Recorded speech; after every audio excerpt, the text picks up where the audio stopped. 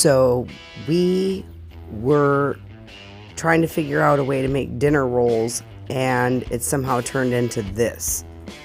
Yes, those are apples, thanks Joe 2.0, that came straight from the Amish farm somewhere in Missouri.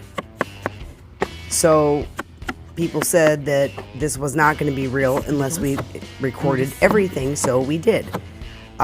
Unfortunately, we were in a place that did not have service, so I could not access the recipe that I found on the internet. I basically remembered that I should line my Dutch oven with foil. I decided to make my own ingredients on top of the ingredients that were already listed in the recipe. I couldn't remember whether or not I was supposed to slice or dice. So I started slicing, and Jan texted Andrea and she said, slice them.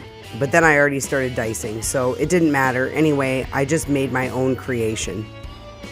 I lined the bottom of the pan with the sliced apples.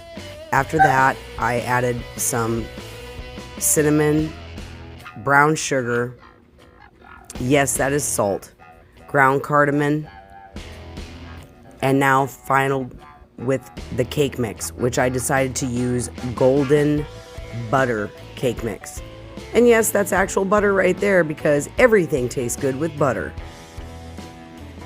Since I had so many apples, I went ahead and just put pieces of butter around the bottom part of the pan because I had so many apples left. I knew I was going to have to double it up. So here come the diced apples. So sliced on the bottom, diced on top. Yeah, no rhyme or reason, just because. Followed up with a little bit of brown sugar, because everything is good when you add brown sugar. That's a little bit more salt that I decided to add because I just feel like salt, as everybody should know, enhances the flavor of everything. Both apples, fruit, meat, everything. Yeah, I thought it might be a good idea to go ahead and dabble in a little bit of vanilla extract, so I went ahead and added a teaspoon of that in my final stage, wrapped it up with a little bit of honey.